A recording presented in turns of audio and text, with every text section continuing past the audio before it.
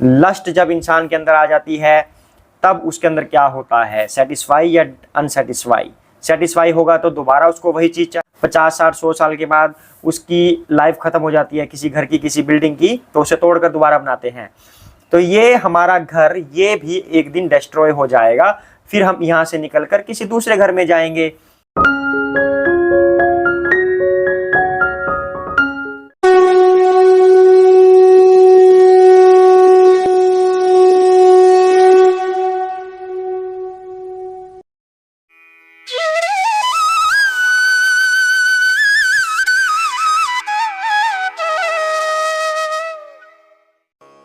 हरे कृष्णा, आप सभी का फिर से स्वागत है। भगवत गीता का पाठ चल रहा है। यह दिव्य पाठ हमें अपने जीवन को जीने की शैली प्रदान करता है कि हमें अपना जीवन कैसे जीना चाहिए। श्री कृष्ण एक दिव्य ज्ञान इस संसार को दे रहे हैं, हमें वो ग्रहण करना चाहिए, हमें वो शिक्षा ग्रहण करनी चाहिए और उसे अपने जीवन में उतारना भी चाहिए।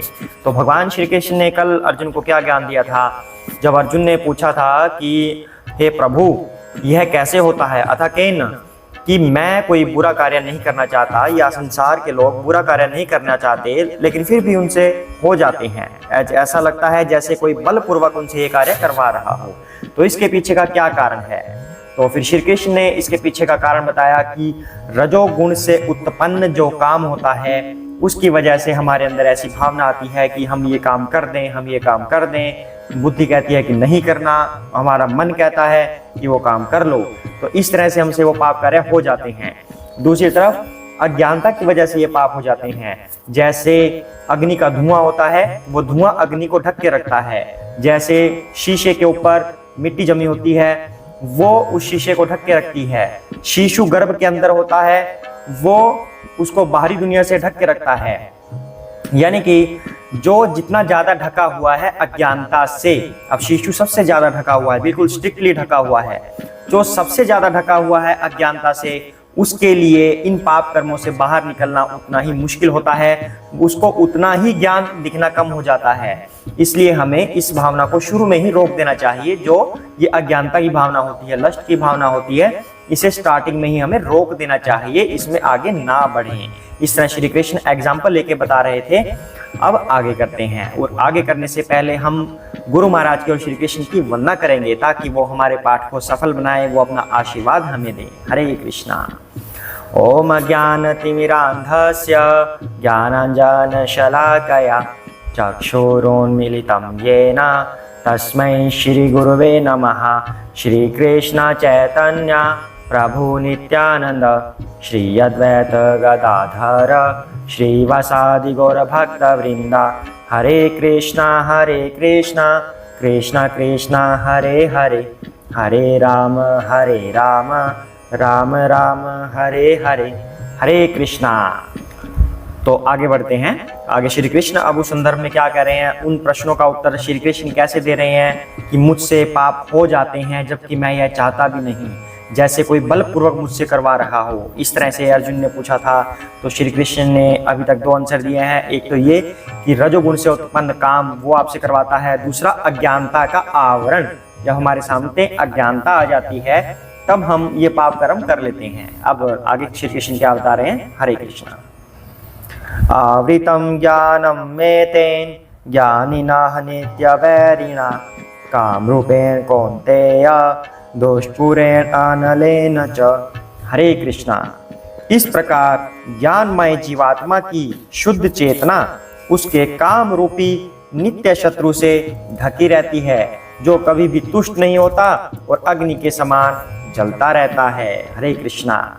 तो भगवान कह रहे हैं कि किसी व्यक्ति का ज्ञान जो होता है, ज्ञान रूपी चेतना उसके काम रूपी शत्रु से ढकी रहती है। जो लस्ट वाला एग्जाम्पल हमने पिछले से पिछले श्लोक में किया था, लस्ट जब इंसान के अंदर आ जाती है तब उसके अंदर क्या होता है, सेटिस्फाई या अनसेटिस्फाई। सेटिस्फाई होगा तो दोबारा उसको वही चीज चाहिए, इच्छा जागृत होगी, ग्रीड होगी, उसको लालच होगा। सेटिस्फाई नहीं हुआ तो उसको क्रोध आएगा, क्रोध से फिर वो तमोगुण में चला जाएगा और डिस्ट्रक्शन करेगा, पूरी दुनिया का विनाश कर देगा, सर्वभक्षी हो जाएगा। तो अज्ञानता की वजह से ही वो काम की भावना आई, लस्ट की भावना आई, ज्ञान ढका रहा अज्ञानता की वजह से, तो उसकी वजह से इंद्रियां कभी भी तुष्ट नहीं होती और वो हमेशा अग्नि के समान जलता रहता है। क्योंकि लस्ट की हमेशा डिमांड ज़्यादा होती है, सप्लाई कम होती है। मतलब लस्ट की भावना ज़्यादा होगी, सेटिस्फैक्शन कम आएगी, उसमें अनसेटिस्फैक्शन ज़्यादा आएगी। तो सेटिस्फैक्शन एक बार अगर आ भी गई, आने के बाद उसको और चाहिए, कभी ना कभी ऐसा होगा कि वो सेटिस्फाई नहीं होगा, फिर वो नीचे चला जाएगा, फॉल डाउन, फिर वो उसके अंदर गुस्सा आएगा, क्रोध उत्पन्न होएगा, उस क्रोध की वजह से वो जलता रहेगा, मैं ये नहीं कर पाया, मैं ये भोग नहीं कर पाया, मुझसे ये नहीं हुआ, क्रोध आता रहेगा, उसके अंदर क्रोध आता रहेगा, ये चीज नहीं हुई, ये नहीं मैं कर सका या करवा सका, मैं इस चीज को कंट्रोल नहीं कर सका, तो उसके अंदर क्रोध आता रहेगा और क्रोध से फिर वो सर्वभक्षी हो जाएगा, उसका भयानक रूप हो जाता है, तमोगुण का प्रभाव बढ़ जाता है। वही श्री कृष्ण यहाँ पर कह रहे हैं कि उस भोगों की वजह से, उस लस्ट की वजह से उसका ज्ञान ढक गया और उसकी वजह से वो कभी तुष्ट नहीं होता और जलता रहता है अग्नि के समान। हरे कृष्णा। आगे बढ़ते हैं। इंद्रियाणि मनः बुद्धिः अस्य अधिष्ठानमुच्यते एतैः विमोहयति एषः ज्ञानमावृत्य देहिनम्। हरे कृष्णा। इंद्रियां, मन तथा बुद्धि इस काम के निवास स्थान हैं। इनके द्वारा यह काम जीवात्मा के वास्तविक ज्ञान को ढककर उसे मोहित कर लेता है। हरे कृष्णा। अब भगवान ने यहाँ पर 3 चीजों की बात की है, इंद्रिया, मन और बुद्धि। सबसे नीचे आती हैं इंद्रियां, लोएस्ट लेवल होता है इंद्रियों का, जिसको जरूरत होती है भोग करने की, यानी कि लस्ट की भावना इंद्रियों से उत्पन्न होती है। उसके ऊपर होता है मन। अब हमारे मन को भी कुछ ना कुछ चाहिए, गलत गलत सोचना, जो हमें अच्छा लगता है, पर अच्छा हमें लगता है, अच्छा होता नहीं है, शास्त्रों के अनुसार वो वर्जित होता है। अब हम मन में कोई फैंटेसी बना लेते हैं, हाँ मैं ऐसे कर रहा हूँ, मैं ऐसे कर रहा हूँ, हाँ मजा आ रहा है, मैं ऐसे कर रहा हूँ। मतलब मन को ऐसी चीजें चाहिए कि वो कुछ ऐसा सोच के आनंदित होता रहे, भोग की प्रवृत्ति उसके अंदर आती रहे। तो इसको मन को भी लस्ट से जोड़ा गया है, क्योंकि मन को भी गलत चीजें ही अच्छी लग रही हैं। उसके ऊपर बुद्धि आती है। अब बुद्धि का प्रयोग भी हम किस लिए करना चाहते हैं? हमारे भोगों की इच्छा को पूर्ण करने के लिए, इंटेलेक्चुअल हमारी जो आवश्यकताएं होती हैं उन चीजों को पूरा करने के लिए। अब मान लो हम बुद्धि का प्रयोग ऐसे करते हैं कि अगर मेरे पास धन होगा तो शादी हो जाएगी, अगर मेरे पास धन होगा तो मुझे वो मिल जाएगी। तो बुद्धि का प्रयोग धन को प्राप्त करने के लिए करेंगे ताकि वो मिल जाए। तो मतलब क्या हुआ? लस्ट की भावना बुद्धि में है, बुद्धि का प्रयोग अपने लस्ट को सेटिस्फाई करने के लिए हो रहा है। तो यहीं पर भगवान श्री कृष्ण कह रहे हैं कि अपनी इंद्रियां, मन और बुद्धि, ये तीनों इंसान की काम भावना को बढ़ाते हैं। हमें हमारी बुद्धि इस चीज में लगानी चाहिए कि भगवान की सेवा कैसे करनी है। भगवान की सेवा करने के लिए हमें धन चाहिए, उस धन को कैसे कमाना है। तो उस धन को कमाने की जो हमारा लक्ष्य है, उसका मोटिव है, उसके पीछे वो है भगवान की सेवा, ना कि लस्ट की भावना। लेकिन भगवान कह रहे हैं कि इंसान की प्रवृत्ति होती है कि इंद्रियां भी भोग की तरफ जाती हैं, लस्ट की तरफ, मन भी लस्ट की तरफ जा रहा है कि मैं वो चीजें सोचता रहूं। कि ऋषि मुनियों ने भी ऐसा किया था, मन में ऐसी फैंटेसी कुछ ना कुछ बनाते रहते हैं। तीसरा बुद्धि, बुद्धि भी उन्हीं चीजों में लगे कि लस्ट की भावना सेटिस्फाई हो सके। तीनों चीजों ने आक्रमण किया हुआ है, इससे काम भावना उत्तेजित हो रही है, जिसकी वजह से ज्ञान हमारा ढका जा रहा है और इंसान मोहित होता जा रहा है। इन तीनों से भी ऊपर एक होती है ईगो। ईगो किस लेवल पर होती है? ईगो इस लेवल पर होती है कि मैं राजा हूं, मैं रानी हूं, मैं लैला हूं, मैं मजनू हूं, I am a boy, I am a girl. ऐसी अपने अंदर ईगो बिठा लेते हैं कि बस मैं ही सब कुछ हूं, बाकी तो कोई और कुछ है ही नहीं। तो उससे भी क्या होता है? उससे भी लस्ट बढ़ती है कि मैं बॉय हूं, मैं इसका भोग करूंगा, मैं गर्ल हूं, मैं भोग करूंगी। इस तरह से हमारे अंदर ईगो की वजह से भी भोग की भावना प्रवृत्त होती है।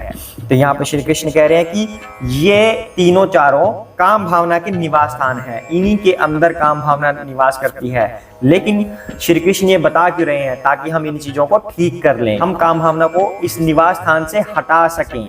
इसलिए कृष्ण बता रहे हैं हमें अपनी इंद्रियों का प्रयोग भगवान की सेवा में करना चाहिए, आंखों का प्रयोग भगवान को देखने में करना चाहिए, कानों का प्रयोग भगवान का कीर्तन श्रवण करने में करना चाहिए, जीवा का प्रयोग कीर्तन करने में करना चाहिए, भगवान के उच्चारण में करना चाहिए, नासिका का प्रयोग भगवान को अर्पित किए हुए फूलों की सुगंध के लिए हमें करना चाहिए, अपने हाथों का प्रयोग भगवान की सेवा में करना चाहिए, चरणों का प्रयोग भगवान के प्रचार प्रसार के लिए इधर उधर जाने में करना चाहिए। अर्थात हमें अपनी सभी ज्ञानेंद्रियों, कर्मेंद्रियों, हर तरह की इंद्रियों का प्रयोग भगवान की सेवा में करना चाहिए। और उस भगवान की सेवा करने के लिए हमें क्या करना है, अर्निंग करनी है या कुछ और करना है, उस भाव से हमें अपने भौतिक कार्य संपन्न करने चाहिए, ना कि इन इंद्रियों का प्रयोग, मन का प्रयोग, बुद्धि का प्रयोग हम सिर्फ और सिर्फ लस्ट की भावना से करें। इसको भगवान कह रहे हैं कि इसको छोड़िए और तब आप ज्ञान में होंगे। जब तक इस चीज को नहीं छोड़ोगे तब तक ज्ञान का पर्दा हटा रहेगा, अज्ञान का पर्दा ज्ञान को ढक के रखेगा और इंसान मोहित होता रहेगा और वो पाप कर्म करता रहेगा, करता रहेगा, करता रहेगा। जो अर्जुन पूछ रहे हैं कि मैं चाहता नहीं हूं फिर भी मुझसे हो जाते हैं।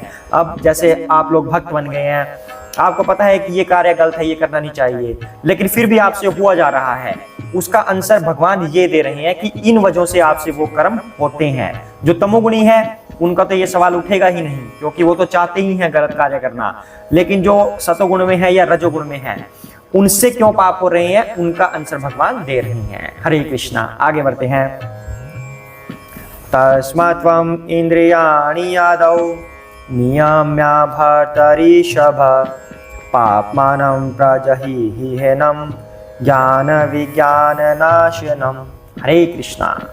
इसलिए हे भरतवंशियों में श्रेष्ठ अर्जुन, प्रारंभ में ही इंद्रियों को वश में करके इस पाप के महान काम का दमन करो और ज्ञान तथा आत्म साक्षात्कार के इस विनाशकर्ता का वध करो। हरे कृष्णा। अब श्री कृष्ण ने घोषणा कर दी अर्जुन के सामने कि इस काम का नाश कर दो जो तुम्हें बार बार लस्ट की तरफ लेके जा रही हैं। उन इंद्रियों को वश में करो, उस मन को वश में करो, उस बुद्धि को वश में करो, अपनी ईगो को वश में करो। उन्हें वश में करोगे तो काम भावना तुम्हारी बैठ जाएगी, वो प्रबल नहीं होगी और उससे ज्ञान जो ढक गया है अज्ञानता से वो सामने आ जाएगा, प्रकाश में आ जाएगा। तब तुम्हारे हाथों से गलत कार्य नहीं होंगे। कहते हैं इंद्रियों को वश में करके काम का दमन करो, ज्ञान और आत्म साक्षात्कार के इस विनाशकर्ता का वध करो, इससे तुम्हें आत्म साक्षात्कार हो जाएगा। अगर तुम भोग में ही लगे रहोगे, काम भावना में ही रहोगे, तब आत्म साक्षात्कार कब करोगे?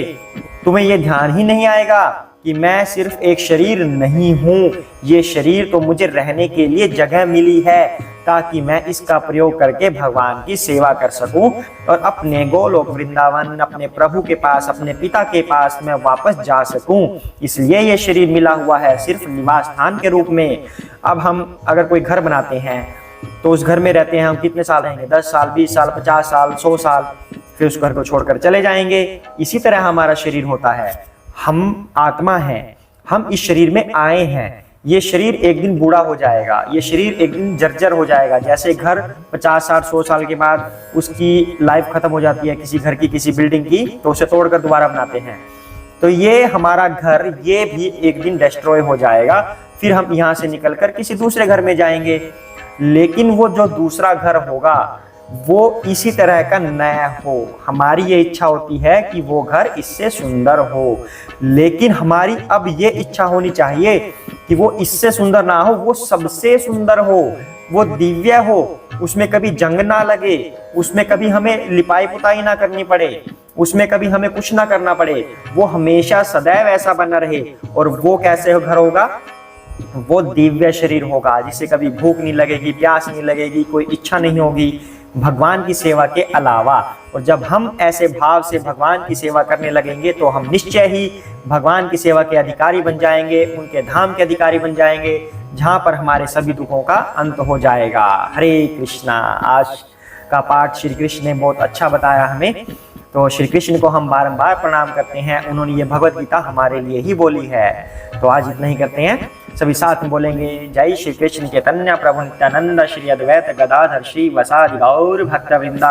हरे कृष्ण कृष्ण कृष्ण हरे हरे, हरे राम राम राम हरे हरे। हरे कृष्णा।